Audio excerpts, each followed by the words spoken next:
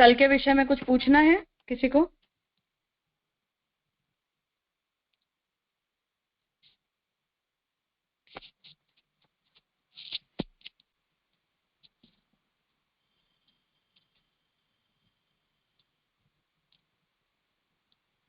हाँ सत्यवन। हाँ राजा प्रणाम। ये जो अपना सूत्र है ना, हाँ अंतःतद धर्मोपदेशात, तो अंतःतद धर्मोपदेशात में यही समझना ना कि ब्रह्म के अंतर्गत जो धर्म है उसका उपदेश किया है, संबंध में विषय है। हाँ, उनका व्यपदेश होने से। धर्म उपदेश है कि व्यपदेश तो नहीं लग रहा है। हाँ, अंतः सॉरी, व्यपदेश वाला आज का है। अंतः हाँ तद धर्मोपदेशात। हाँ, हाँ। उस तत्व में मतलब जो हिरण्यमय पुरुष है उसमें ब्रह्मगत धर्मों का उपदेश किया गया होने से। बराबर। हाँ तो उसको अभी जस्टिफाई करेंगे पूरे सूत्र से। हाँ, अब जो वेद व्यपदेशाचान्यः, वहां इस पूरे विषय का सिद्धांत पक्ष आएगा, मतलब उपसंहार आएगा। हाँ हाँ जी राजा। हाँ हाँ नीलेश भाई। जी दंडवत प्रणाम जी। ये सब हाँ सूत्रों में ऐसे हमेशा आता है, मतलब पंचमी यूज करते हैं ना, ऐसा लगता है ना, देशात, उपदेशात, आनंदमय, हाँ आनंदमयोभ्यासात। तो उसका मतलब क्या कहना, क्या मतलब रिलेटेड टू समथिंग है, होवाने कारण ऐसे कुछ होता है, तो मतलब what is the basic idea behind these? पिछले पिछले सूत्रों के साथ कंटिन्यूटी में वो बात चलती रहती है। मतलब आनंदमय के पकड़े, आनंदमय हम लोग ने किया तो उसके साथ में भी उसके साथ कनेक्शन, या तो फिर पहले से वो जो अभी अपना पहला जो पाद चल रहा है जिसमें बोल रहे हैं कि 10 अधिकरण है, तो उसका कोई रिलेशन यहाँ से चल रहा है, ऐसे कुछ है? नहीं नहीं, यहाँ तक जो चल रहा है वो हर एक सूत्र पिछले पिछले विषय को कंटिन्यू करते जाता है और तत्संबंधी तर्क देता जाता है। तो जहां भी किसी बात को प्रूव करना होता है वहां पंचमी का प्रयोग हो रहा है। तो अभी ऐसा एग्जांपल होने ले से, हम लोग। ऐसा होने। हाँ, तो ये अंत तद धर्म उपदेश, अंत जिसका धर्म कथन कहा गया है, उसके होने से यह ब्रह्म के लिए ये बात कही गई है, ऐसे कह सकते हैं, ऐसा? हाँ हाँ हाँ हाँ ओके बिल्कुल। जी, प्रणाम जी। हम्म,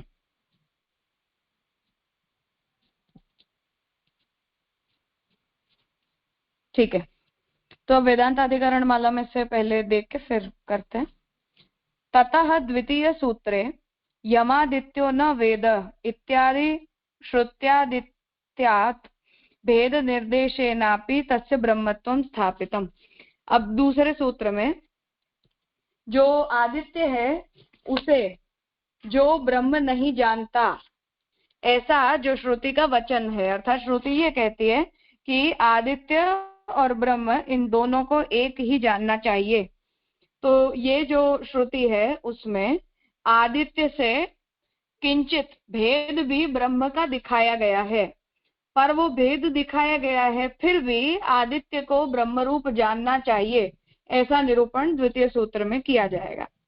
तद अज्ञाने सति यदि तस्य ब्रह्मत्व न विचार्येत, यदि आदित्य का ब्रह्मत्व न विचारा जाए, न स्वीकारा जाए, तो यदि तस्य ब्रह्मत्वं न विचार्येत तदा तदज्ञाने सति, तद विषयक अज्ञान के कारण स यश्च अयं पुरुषे यश्च चासौ आदित्ये स एकः स य एवं विद इति उक्त्वा अग्रे। अब वही वो श्रुति ये भी कहती है कि जो इस पुरुष को और ब्रह्म को एक जानता है वही तत्व को जानता है। ऐसा कहते हुए एतम आनंदमयम आत्मानाम उपसंक्रामति इत्यनेन श्रावितम तद विदोक्षरसा युज्यम परब्रह्म प्राप्तिश्च न उपपद्येत। तो यदि ब्रह्म का और आदित्य का एकत्व नहीं स्वीकारा जाएगा तो इस आत्मा को जो जानता है वो आनंदमय हो जाता है, और इस आनंदमय को प्राप्त करके वो उपसंक्रमण मतलब ऊपर की गति करता है। ऐसा जो कहा गया है ये बात उपपन्न नहीं हो पाएगी यदि यहाँ परब्रह्म का स्वीकार नहीं किया जाएगा तो। तस्मात् हेतुता गर्भया प्रसंग संगत्यै तद विचारितम, इसलिए इस हेतु को ध्यान में रखते हुए प्रसंगतः यहाँ इस विषय वाक्य के अंतर्गत आदित्य को परब्रह्म रूप ही जानना चाहिए। किंच अयम जन्मादि सूत्रस्थ विचारः सर्वस्य अग्रिम विचारस्य मूलम, क्योंकि जो मूल सूत्र आगे चले अथा तो ब्रह्म जिज्ञासा और फिर जन्माद्यधिकरण और तत्व समन्वयात, इन सूत्रों के अंतर्गत जो विचार किया गया उसी का यहाँ तक आगे भी विचार किया जा रहा है। अर्थात कोई भी ऐसा वाक्य वेद के अंदर नहीं हो सकता कि जो ब्रह्मवाची न हो। उसी दृष्टि से यहाँ इन भिन्न भिन्न विषय वाक्यों में जहाँ सीधा सीधा ब्रह्म का निरूपण ये श्रुति वचन कर रहा है ऐसा समझ में नहीं आता है, वहां संशय उपस्थित करते हुए श्रुतियों के अंतर्गत केवल ब्रह्म का ही निरूपण किया जा रहा है, इस बात की सिद्धि हो रही है। तत्र अग्रे फलमत उपपत्तेः इत्यनेन सर्वफलदाता भगवान एव इति वक्तव्यम। तो फलमत उपपत्तेः इस सूत्र के अंतर्गत हर प्रकार के फलों का दान तो भगवान ही करते हैं, ये बात कही गई। ततः अग्रे चतुर्थाध्याये निषेध मुखेन प्रतीकोपासना विधि मुखेन अंगोपासनाश्च आदित्यादि मति सूत्रे वक्तव्याः। फिर आगे चौथे अध्याय में जाके निषेध मुख से प्रतीकोपासना मतलब कि प्रतीक की उपासना नहीं करनी चाहिए ऐसा, और विधि मुख से अंगत्वेन ही उपासना करनी चाहिए, मतलब किसी की भी यदि हम उपासना करते हैं तो उसे ब्रह्म का अंग जानकर ही उसकी उपासना करनी चाहिए, ऐसी बात कहते हुए यहाँ ये आदित्य का वर्णन किया जा रहा है। तो आदित्य की भी उपासना यदि कोई करे तो उसे ब्रह्मत्वेन जानकर करनी चाहिए, ऐसा ही श्रुति का तात्पर्य समझना होगा। अन्यथा यहाँ जो फल बताया गया कि इस आदित्य को जानने से जो निष्पाप तत्व है हिरण्यमय पुरुष, उसे जानने से जीव पाप मुक्त होते हैं, ये बात सिद्ध नहीं हो पाएगी। अर्थात मुक्ति की प्राप्ति ब्रह्म के अतिरिक्त कोई और कर नहीं सकता। तो सूर्य की उपासना करने से ब्रह्म के द्वारा मोक्ष प्राप्त कैसे होगा? तो ये दोनों बात संगत नहीं हो पाएगी। तत्र मतांतरोक्त रीत्या प्रतीकोपासनानाम अब्रह्म परत्वेपि तद वाक्योक्त फल सिद्धि ही। अब यहाँ जो मतांतर आया वो ये आया कि यहाँ हमें हिरण्यमय पुरुष का अर्थ ब्रह्म नहीं समझना चाहिए। क्यों? तो उसमें तर्क ये दिया गया कि क्योंकि उसे सशरीर बताया गया है और ब्रह्म शरीर वाला नहीं हो सकता। तो इस बात का खंडन क्यों करना जरूरी है? क्योंकि प्रतीक की जब उपासना की जाती है ब्रह्म परत्वेन मतलब ब्रह्म जानकर जब उस प्रतीक की उपासना की जाती है तब ही यहाँ बताए हुए फल की सिद्धि संभव है। क्या फल? कि मुक्ति प्राप्त करना। तो यदि उस प्रतीक की उपासना ब्रह्म परत्वेन नहीं की जाएगी तो मुक्ति की प्रापकता सिद्ध नहीं हो पाएगी।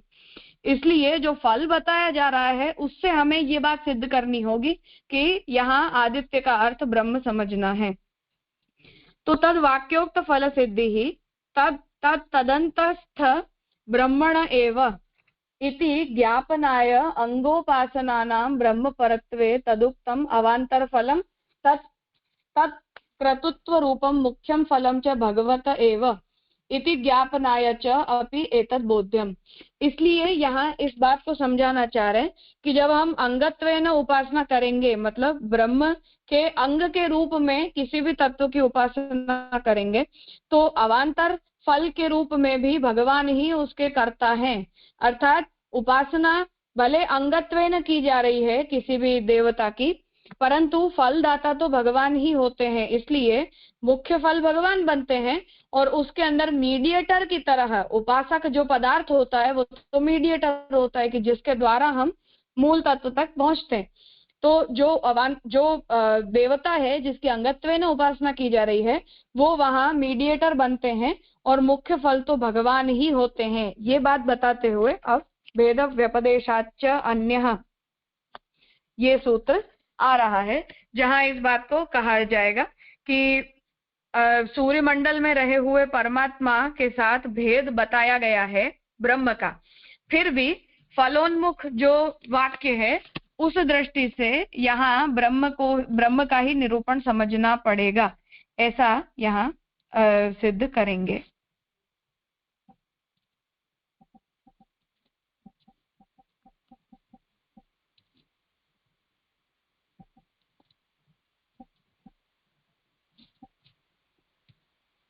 कुछ पूछना है राजा? ये जो आपने समझाया वहां में जो शास्त्रार्थ प्रकरण में महाप्रभु जी ने सूर्यादि रूप ब्रह्म कांडे को जो श्लोक बतायो है वहां को कॉरोलरी हो सके ना, तत्तद रूपो हरीश तथा। हाँ बिल्कुल, सूर्यादि रूप दृक्, हाँ उस श्लोक से संगति कर सके ना। हाँ बिल्कुल। और राजा यहाँ जो भेद की बात कही कि यद्यपि आदित्य और ब्रह्म के किंचित भेद बताया है, तो जिस तरह पूर्व पक्षी आर्ग्यूमेंट करता है कि ब्रह्म का शरीर, केश, लाल आंख वगैरह बताए, उससे तो ब्रह्म का शरीर तो नहीं होता है। तो हमें समझना है ब्रह्म का जो शरीर, तो ये जो किंचित भेद है तो उसको कौन से संदर्भ में, क्योंकि प्रतिपादित तो ब्रह्म ही करना है, तो ब्रह्म के धर्म है ऐसा समझेंगे ना? हाँ जी सर, ब्रह्म के धर्मतया ही समझना है, परंतु यदि कोई जीव उसे ब्रह्म के धर्म के रूप में ना समझे और उसकी स्वतंत्र उपासना करने लगे, धर्मत्वेन न करे, तब भी तो उसे कुछ ना कुछ फल तो मिलना ही चाहिए, भले मुक्ति रूप फल न मिले, तब फिर वो देवता फलदायक बनते हैं, ब्रह्म वहां से हट जाते हैं। बराबर जी सर। आएगा इस सूत्र के भाष्य में, महाप्रभु जी यही बात समझा रहे हैं।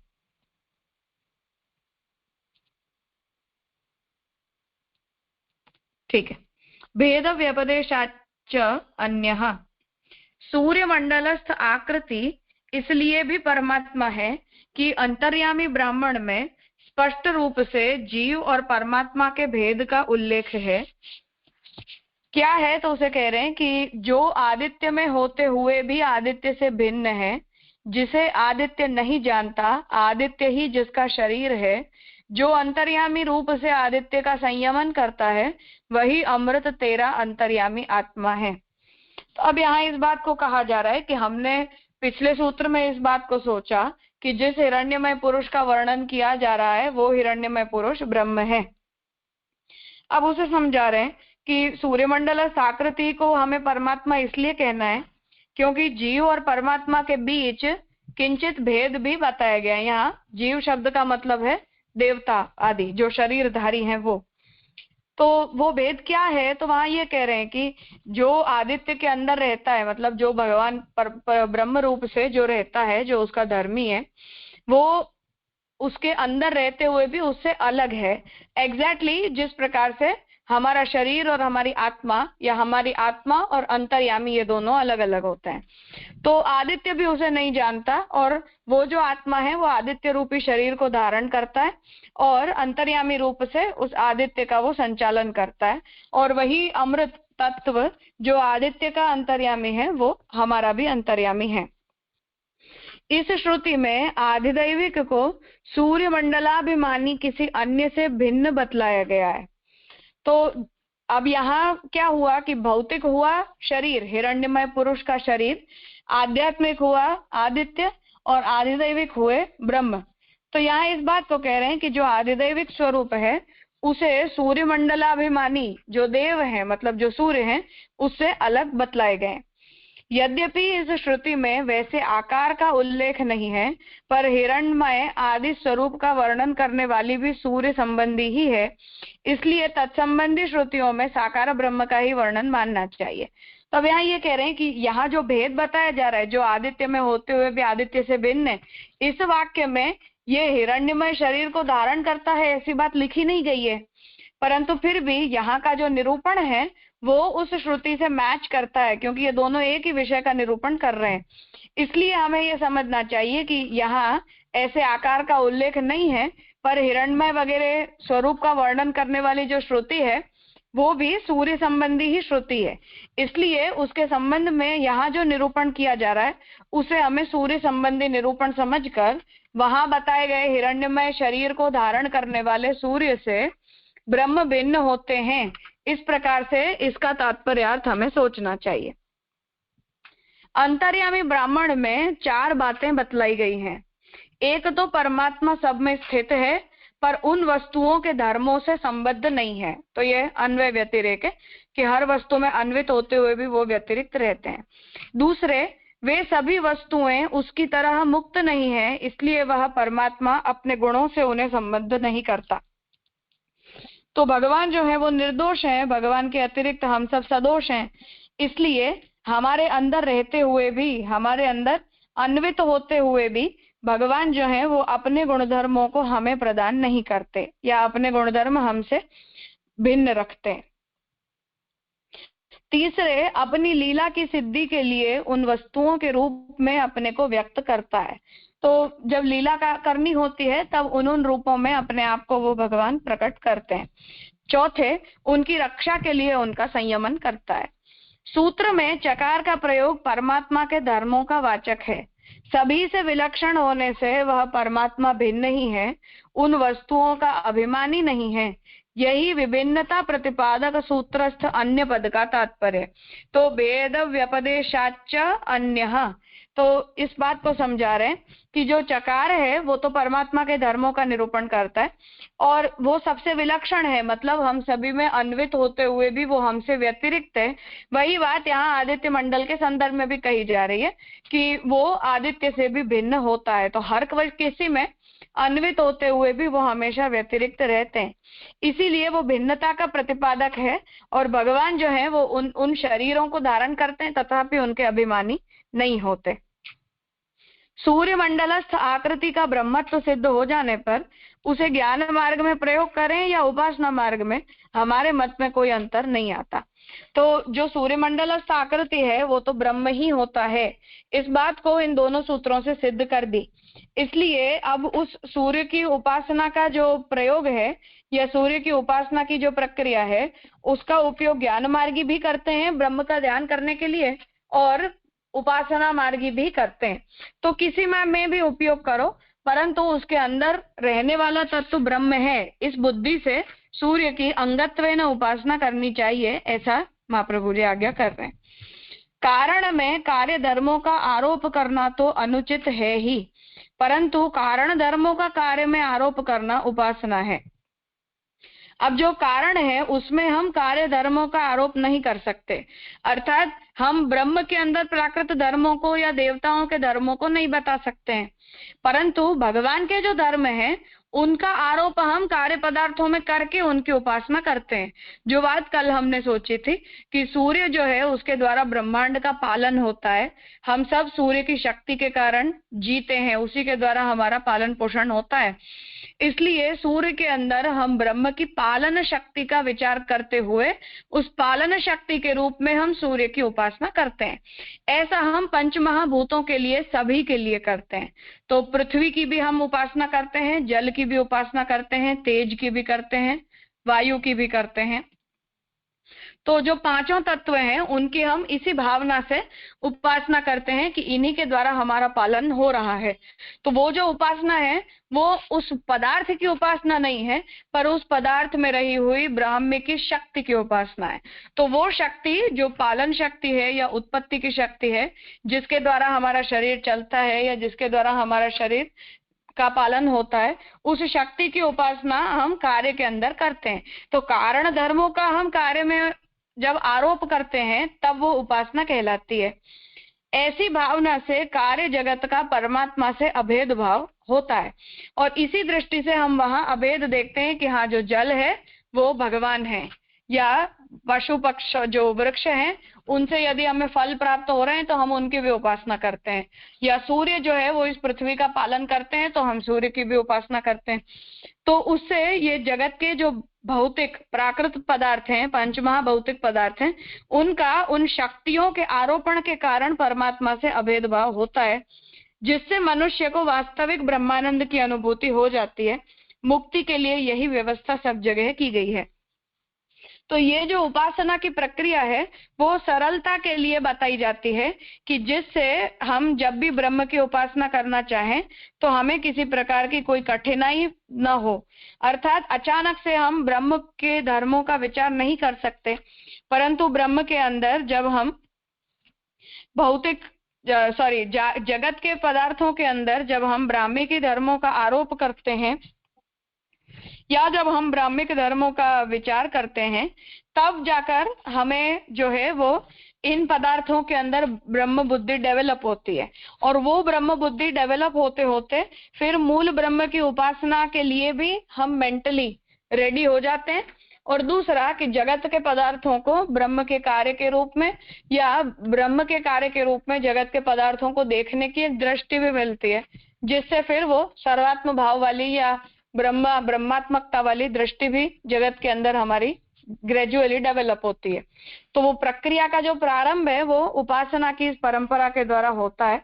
और जितने भी मुक्ति मार्ग हैं उनमें हर स्थान पर इस प्रकार की पदार्थों की उपासना बताई गई है, जिसमें ब्राह्मिक धर्मों का आरोपण करके और हम उस पदार्थ के अंदर ब्राह्मी की शक्तियों का विचार करके ब्रह्म के अंगभूततया उन पदार्थों की उपासना करते हैं। इसलिए यहाँ ओवरऑल जो 2 सूत्र हैं वहां से मूल जो विषय वाक्य चला था, जहाँ ये बात कही गई कि आदित्य के अंदर रहने वाला हिरण्यमय पुरुष कौन है, तो इस विषय में महाप्रभु जी का ये निर्णय है कि वो ब्रह्म ही है। और उसी ब्रह्म का निरूपण सूर्यमंडल में रहे हुए हिरण्यमय पुरुष के रूप में किया गया है। और वो सूर्यमंडलस्थ जो ब्रह्म है उसके अंदर इन धर्मों का आरोपण उपासना हेतु बताया गया है, ये एक बात। और दूसरा कि उसके अंदर उसका जो नामांकन है, उस नामांकन मात्र से हम कुछ निर्णय नहीं कर सकते, परंतु वहां जो ब्राह्मिक धर्मों का निरूपण किया गया है उन ब्राह्मिक धर्मों का विचार करते हुए हमें उन वाक्यों के अंदर आदित्य शब्द का प्रयोग किया गया होने पर भी ब्रह्म अर्थ सोचना चाहिए।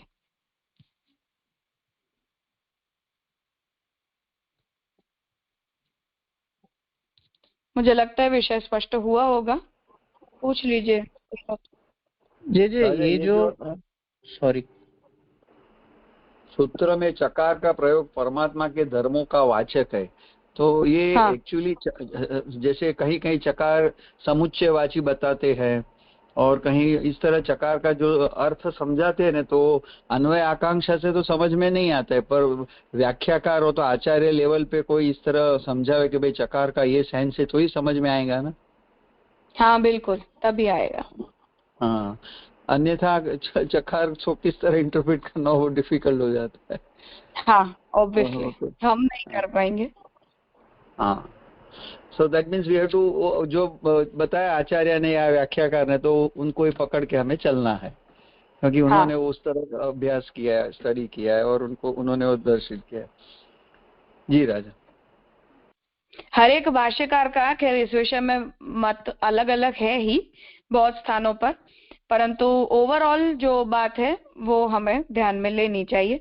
हम महाप्रभु जी के भाष्य को लेकर चल रहे हैं, तो यहाँ महाप्रभु जी ऐसा अर्थ कर रहे हैं और उसके लिए महाप्रभु जी का अपना जस्टिफिकेशन है, वो हमें देखना चाहिए। जी राजा।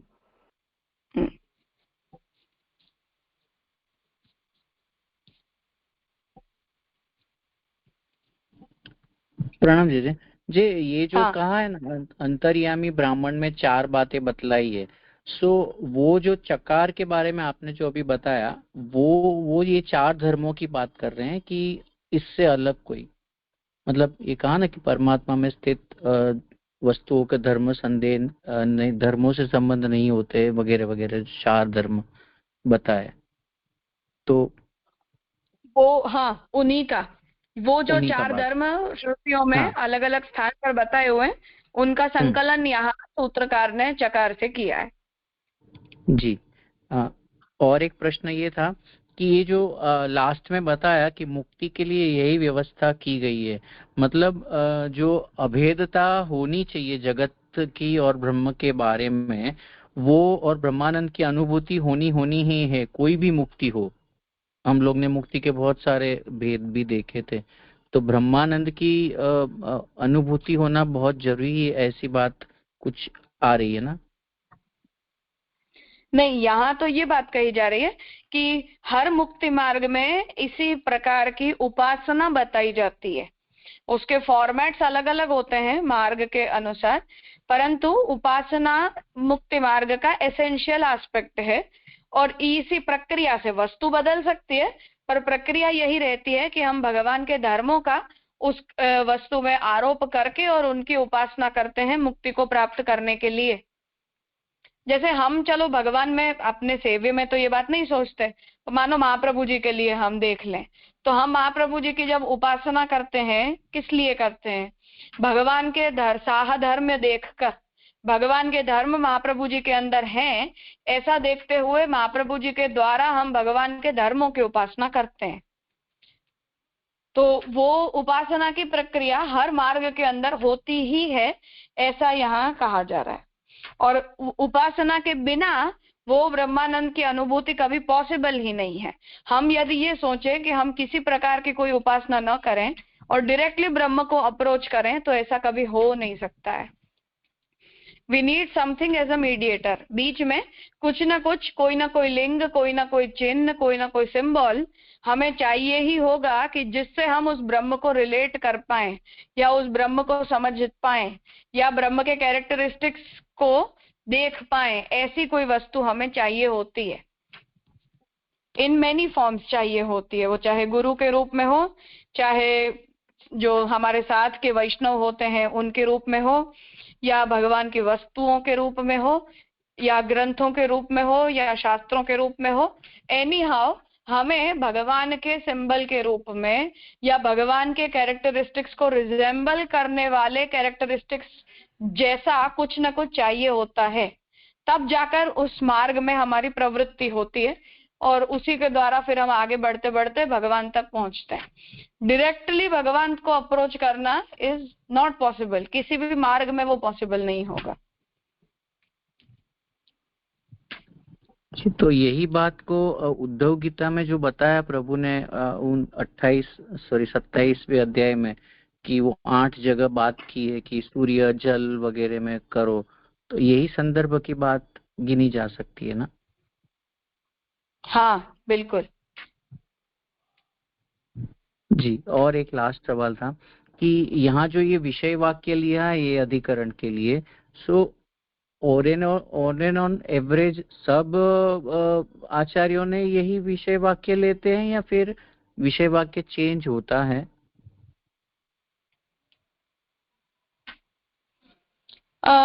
हर अधिकरण का विषय वाक्य एक ही रहता है, उसके सूत्र जो होते हैं वो उसी विषय वाक्य को लेकर मुख्यतया चलते हैं।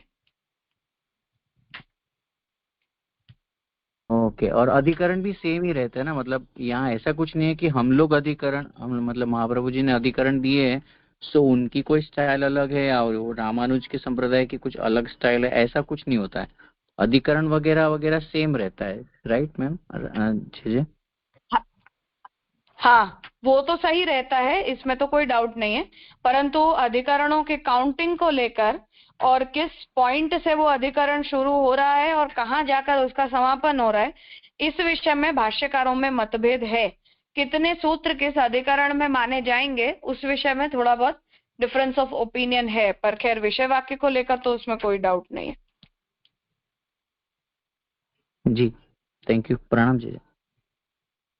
हाँ राजा, यहाँ जो आपने समझा है कि वो जो 4 धर्म बताए उसकी उपासना से हम ब्रह्म के निकट पहुंच सकते या तो ब्रह्म को समझ पाते, तो जैसे आगे के सूत्र और अधिकरण में आई थी बात की जो हमारे सन्निहित है, सन्निधि में लाइक अन्नम ब्रह्मेति विजानात, सो जो अन्न अब से सबसे नजीक, और जो 5 कोश की बात आई थी, फिर धीरे धीरे प्रोग्रेसिव कोर्स ऑफ डेवलपमेंट में उस तरह ब्रह्म तक पहुंच सकते हैं, ब्रह्म ज्ञान तक पहुंच सकते हैं। तो यहाँ भी ऑफ कोर्स जो सूर्य को पहचान, जो सूर्य पालक शक्ति है, तो ये शक्ति हो या तो भगवत यानी ब्रह्म के धर्म की उपासना से हम अल्टीमेटली ब्रह्म को समझ पाएंगे, आदित्य को, वो मूल हिरण्यमय पुरुष को समझ पाएंगे। इस तरह का एक्सप्लेनेशन है ना राजा?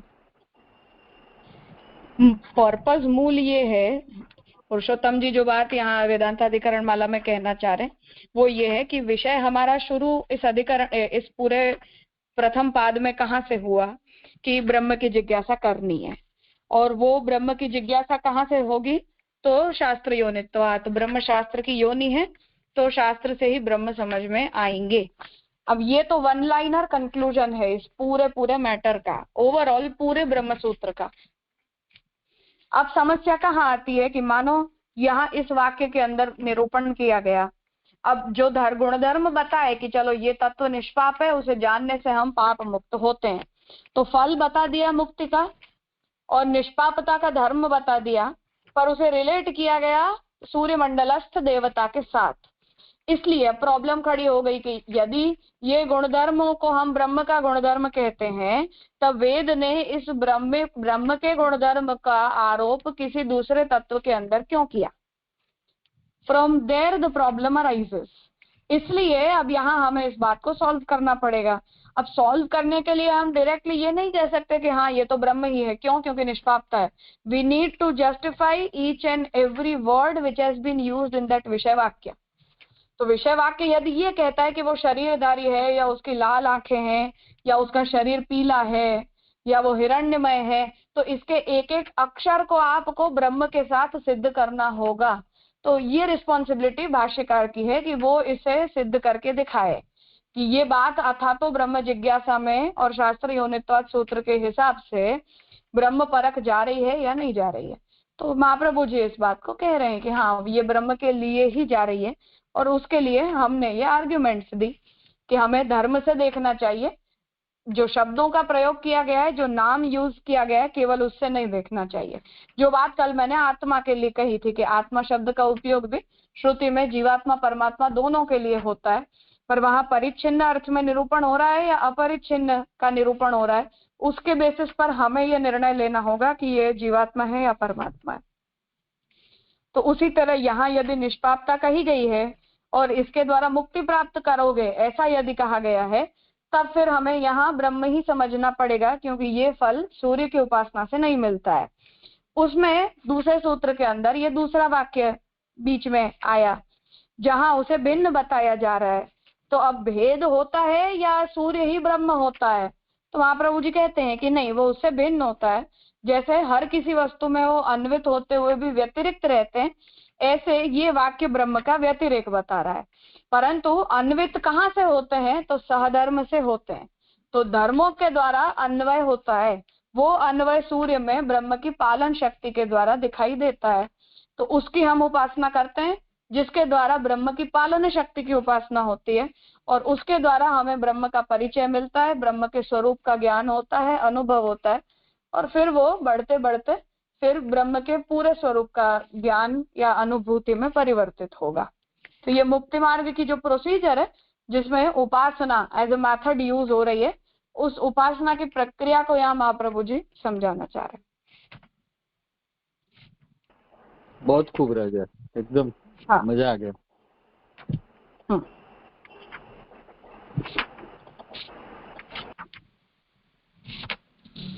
वैसे ब्रह्म सूत्र के अंदर और कोई टाइप की कठिनाई है नहीं, हमें ये सब विषयों से हम परिचित नहीं है, इसलिए हम इसके वर्णन में खो जाते हैं। पर ओवरऑल पूरा महाप्रभु जी का यदि हम ब्रह्म सूत्र भाष्य देख लें तो एवरीवेयर हमें ये बात फोकस में रखनी है कि जो भी विषय वाक्य में संशय खड़ा हो रहा है वो इसीलिए हो रहा है क्योंकि उस विषय वाक्य से हमें सीधा सीधा ब्रह्म समझ में नहीं आ रहा। जो बात हमें गीता में निर्णय के रूप में प्राप्त होती है कि वेदैश्च सर्वैर अहमेव वेद्यः, तो वेद के द्वारा केवल भगवान ही वेद्य होते हैं, भगवान के अतिरिक्त और कोई नहीं होता। तो ये वन लाइनर है इसका पूरा। अब ये वन लाइनर श्रुति के हर एक वाक्य, हर एक शब्द के ऊपर शास्त्रार्थतया एप्लीकेबल है। द वे भागवत के अंदर हम ये बात को कहते हैं कि आनंद रूप हरि की लीला है।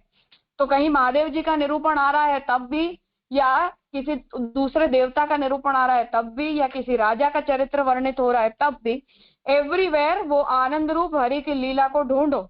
वो एक इंसाइट चाहिए, बस ऐसी इंसाइट डेवलप करना ही ब्रह्म सूत्र का पर्पस है कि आपको वेद के हर वाक्य के अंदर ब्रह्म दिखना चाहिए, सूर्य, इंद्र, प्रजापति वगैरह वगैरह नहीं दिखने चाहिए।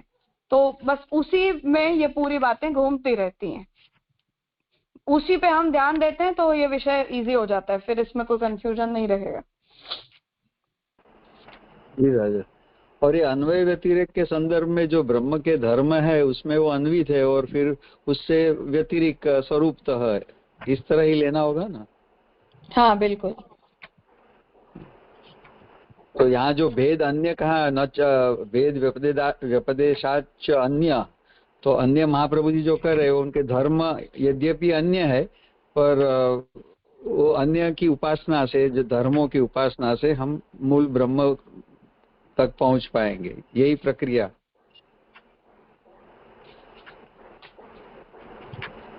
हाँ, हर विषय में, इसीलिए महाप्रभु जी ने जो यहाँ अंत में बात कही कि हर प्रकार की मुक्ति की व्यवस्था में ऐसा ही होता है, वो इसीलिए क्योंकि हर मुक्ति की व्यवस्था सीधे सीधे ब्रह्म को अप्रोच न करके एज अ मीडिएटर किसी न किसी उपास्य तत्व को अप्रोच करती है। तो वो हर उपास्य तत्व में, ये जो आदित्य वाली बात यहाँ इस अधिकरण में कही गई, वही बात हमें हर उपास्य विषय में सोचनी है कि हम उसकी उपासना वस्तुतया नहीं कर रहे परंतु ब्रह्म के धर्मतया, ब्रह्म के अंगतया कर रहे हैं। जी बहुत क्लियर फुट हुआ है। जैसे एक और बात पूछनी थी, मतलब मे बी रिलेवेंट है नहीं पता नहीं, पर जैसे एक बार आपने या जे ने कहा था कि ब्रह्म सूत्र जो सॉरी भागवत जो है वो ब्रह्म सूत्र का व्याख्या है। So in that respect suppose every अधिकरण या सूत्र को देखना है तो उसकी कोई की कैसे समझ में आ सकती है, मतलब हाउ कैन बी दैट ये सूत्र की लीलात्मकता वहां पे वर्णित है? Am I going right way और आई डोंट नो, सॉरी। नहीं, टेक्निकली वो वेद का सार ब्रह्म सूत्र है, वेद का निर्णय गीता है और गीता का विस्तार भागवत है, ऐसी हायरार्की है इसकी। सो ब्रह्म सूत्र डायरेक्टली भागवत में नहीं जाएगा, वेद और ब्रह्म सूत्र कल्मिनेट होंगे गीता के निर्णय में और फिर गीता के निर्णय का विस्तार जाएगा भागवत में। तो जो श्याम काका जी ने जो बात एज अ थीम एक्सप्लेन की है कि वेद के अंदर ब्रह्म के 4 कार्य निरूपित होते हैं, वो 4 कार्य फिर विस्तृत होकर भागवत में दशविध लीला बन जाते हैं। तो विद दैट रिस्पेक्ट उसका फॉर्मेट तो क्योंकि श्रुति का श्रुति में रहेगा, गीता का स्मृति तैयार रहेगा और पुराण का पुराण तैयार रहेगा, तो उसके डिस्क्रिप्शन का तरीका बदलेगा परंतु थीम कंटिन्यू होती है वही की वही। जैसे जो बात यहाँ हमने देखी कि जैसे आदित्य के अंदर ये प्रश्न उपस्थित हुआ कि वो हिरण्यमय पुरुष को हमें ब्रह्म समझना या कोई और समझना। अब वही बात भागवत जी के अंदर भी हर एक लीला के अंदर उपस्थित होती है कि मानो सर्ग लीला की तो ब्रह्मा जी ने की या भगवान ने की, या विसर्ग प्रकट हुआ तो वो 33 कोटि देवताओं ने किया या भगवान ने किया, या स्थान उत्पन्न हुआ तो स्थान आधार रूप बना या भगवान उसके धर्मी बने। तो जो प्रश्न यहाँ ये हिरण्यमय पुरुष को लेकर उपस्थित होता है वो वहां भी होता है कि ये लीला करते हुए डायरेक्टली भगवान ऑन फेस वैल्यू नहीं दिखते हैं, कोई और दिखता है परंतु वो शक्ति भगवान से आ रही है। तो वो जैसे वहां महाप्रभु जी हमें ढूंढ के दिखाते हैं कि नहीं भले ये ब्रह्मा जी ने पैदा किया परंतु ये सर्ग भगवान का सर्ग है। तो बस वो ही इंसाइट वेद में भी आती है कि निरूपण भले आदित्य मंडलस्थ पुरुष का हो रहा है पर निष्पापता का वर्णन है या पालन शक्ति का वर्णन है तब ये ब्रह्म का वर्णन है, ऐसा ही हमें समझना चाहिए। वो ऑन फेस वैल्यू भगवान कभी भी नहीं आते हैं, हर कार्य में नहीं आते हैं। तो यदि फेस वैल्यू पे नहीं आ रहे हैं तो हमें वो नहीं समझ में आता कि जो दिख रहा है वो कर रहा है या इसके पीछे कोई और है जहां से ये कार्य किया जा रहा है। जो बात आवेश अवतार वगैरह में भी है कि भाई अर्जुन ने धर्म स्थापन का कार्य किया या भगवान ने किया, या जरासन को भीम ने मारा या भगवान ने मारा, उस तरह से। आज ब्रह्म सूत्र की मजा बहुत आ गई। थैंक यू जी। जब अवतार प्रकट होगा तो साक्षात प्रभु प्रकट हुए, और जब प्रभु प्रकट नहीं है तो बैकड्रॉप में है या तो अधिष्ठान है, ऐसे आप समझा रहे हैं ना? हाँ, मतलब हर एक कार्य के अंदर वो छोटे से छोटा कार्य है, बड़े से बड़ा कार्य है, पर सृष्टि के कोई भी कार्य में हर कार्य में ऑन फेस वैल्यू भगवान हमें दिखाई नहीं देते हैं परंतु वो कार्य तो भगवान का ही होता है। तो वो बैकड्रॉप में वो रहते हैं, ऐसे हमें हर जगह ढूंढना पड़ेगा। अब ऐसी जिनकी इंसाइट है उन्हें वो भगवान का दिखता है, जिनकी नहीं है उन्हें वहां वहां उन देवताओं का या उन वस्तुओं का कार्य दिखता है। जैसे बना तो हाँ चलो पंच महाभूतों से बना तो प्रकृति ने बनाया, नहीं प्रकृति ने नहीं बनाया, भगवान ने बनाया। तो वो एक इंसाइट की बात है, बस उसमें वो हिडन इंसाइट है। महाप्रभु जी ने हमें बताया तो हमें भी भागवत जी में वो बात समझ में आती है। नहीं तो सर्ग विसर्ग में किसे भगवान दिखते हैं? किसी को नहीं दिखते। सबको निरोध लीला में ही भगवान दिखते हैं और कहीं भगवान नहीं दिखते। सच्ची बात है। जी। तो ये आधुनिकता हम लोग को जो बात है तो वो वही बात विवेक धैर्य आश्रय की बात आ गई ना कि सर्वम निजेच्छात करिष्यति। सो हर एक चीज में मतलब आधुनिकता ये जीवन में जो घटना घट रही है वो उसमें भी हमें भगवान को ही देखना, वो यहाँ तक लेके आ सकते हैं। हाँ बिल्कुल ला सकते हैं।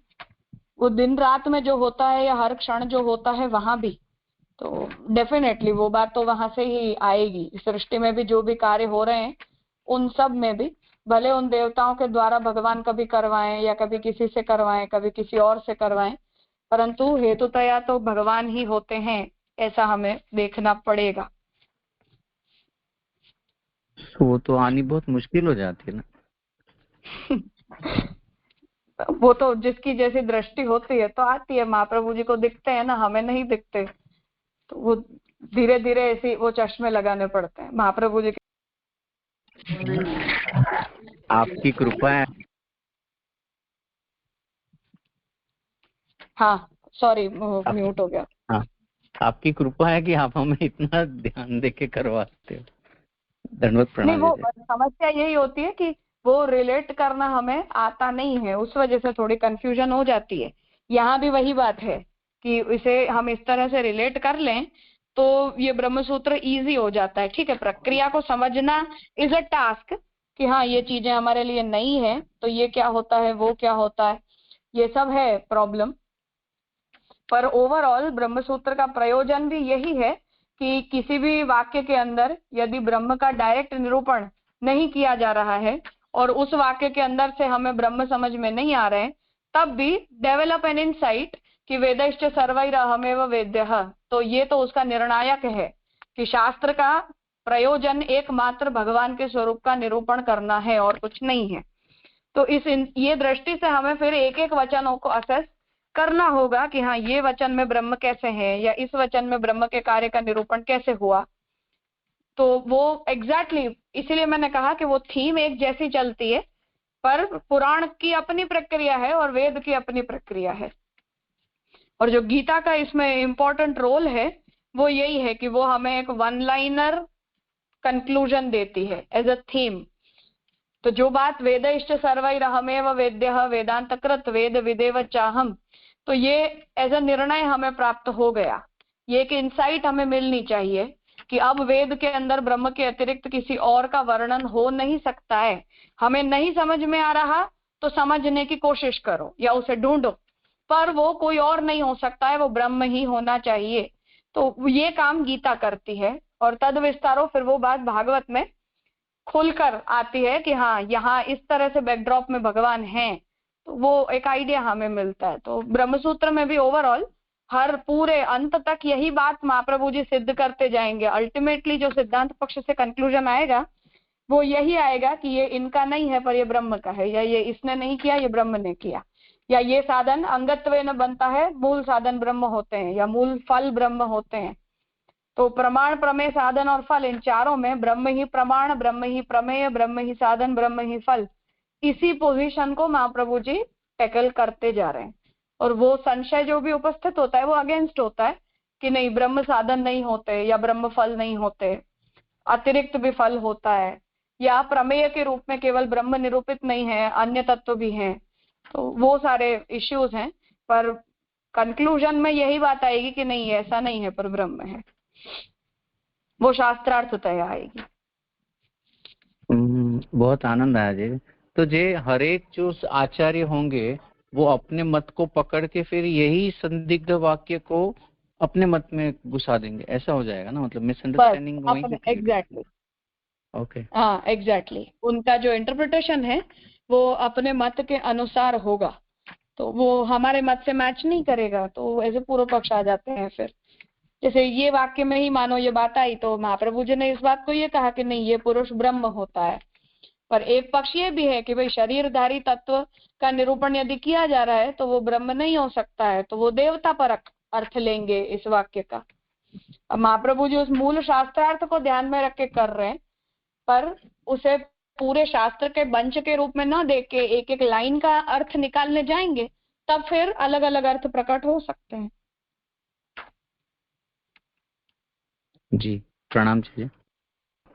ये राजा जो आपने वेद के 4 कार्य यानी उत्पत्ति स्थिति प्रयाण लय की जो बात कही और जिसको भागवत जी में 10 लीलाविद बताया है, तो फिर गीता जी में क्या समझना, ये जो गीता जी में जो वर्णन है निर्णायक बताया, तो उसमें ये प्रक्रिया किस तरह बताई, यानी जो भगवान अपना वर्णन कहीं कहीं आत्मादेश से, कहीं तदादेश से, कहीं अहंकार आदेश से करते, उस सेंस में लेना पड़ेगा ना? हाँ उसी तरह लेना पड़ेगा जी सर।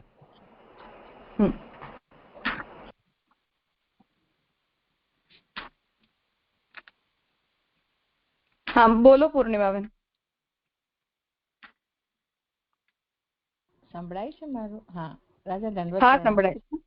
હા હવે આપે જો હમણાં સમજાયું એ રીતે એવું સમજી શકાય કે ભાગવતમાં જેમ મહાપ્રભુજીએ પુરુષોત્તમ સહસ્ત્ર નામ કર્યું છે, ભાગવતાર્થ અને સુબોધિની, આ ત્રણથી આપણને ઇન્સાઇટ આપી રહ્યા છે કે એવરીથિંગ બધી જ લીલાના કરનારા એક એક શબ્દ ભાગવતજીનો કૃષ્ણ રૂપ જ છે. એવી જ રીતે અહીંયા આગળ વેદમાં જે બી કાંઈ કહેવામાં આવ્યું છે એને વ્યાસજી આ બ્રહ્મસૂત્ર દ્વારા બ્રહ્મને જ ઇન્ડિકેટ કરે છે. એ પેરેલલ છે ને બંને? हाँ बिल्कुल, ब्रह्म ही वेद का शास्त्रार्थ है, ब्रह्म के ही कार्य, हर कार्य ब्रह्म का कार्य होता है, यही वेद का शास्त्रार्थ है। तो जहां भी कोई दूसरे का कार्य हमें दिख रहा है तो वो हमारी समझ में कुछ गलती है, इसलिए वहां वेद व्यास जी हमें ब्रह्म का कार्य दिखाने की कोशिश कर रहे हैं कि ये आदित्य का नहीं है परंतु ब्रह्म का कार्य है। जी राजा, आज बहुत अच्छे से कॉन्सेप्ट क्लियर हुआ. दंडवत प्रणाम. हाँ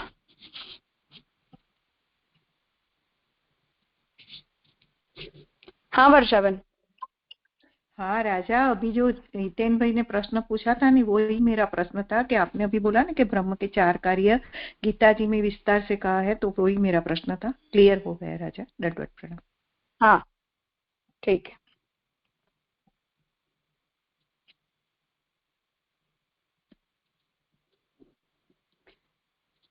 ठीक है, तो यहाँ ये अधिकरण संपन्न होता है. अब आगे का जो 7वां अधिकरण है आकाशः तल्लिंगात्, तो ये जो अधिकरण है वहां ये बात अब आ रही है कि आकाश को ब्रह्म के लिंग के रूप में बताया गया है. तो वेदांत अधिकरण माला का जो विषय है वो हम इस विषय में देख लेते हैं. ततः सप्तम एक सूत्रे तल्लिंगाधिकरणे, अब जो 7वां अधिकरण है वो एक ही सूत्र का है. अष्टम एक सूत्र अतिदेशाधिकरणे च, और जो 8वां अधिकरण भी आएगा वो भी एक ही सूत्र का है, कोई 7वें ही अधिकरण के अंग के रूप में है. तो उन दोनों का ही निर्णय यहाँ श्री पुरुषोत्तम जी एक साथ दे रहे हैं.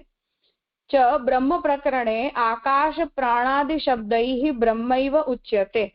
तो जिस प्रकार से यहाँ आदित्य मंडलस्थ पुरुष के लिए हिरण्मय शब्द का प्रयोग किया परंतु ये निरूपण ब्रह्म का है, उसी प्रकार से जो ब्रह्म प्रकरण है श्रुति का उसमें भी आकाश प्राण वगैरह शब्दों का भी जो प्रयोग किया गया है वो भौतिक आकाश या भौतिक प्राण के लिए न करके ब्रह्म के लिए ही किया गया है. निरंकुश जगत कारणत्व रूप ब्रह्मलिंगात् इति विचारितम.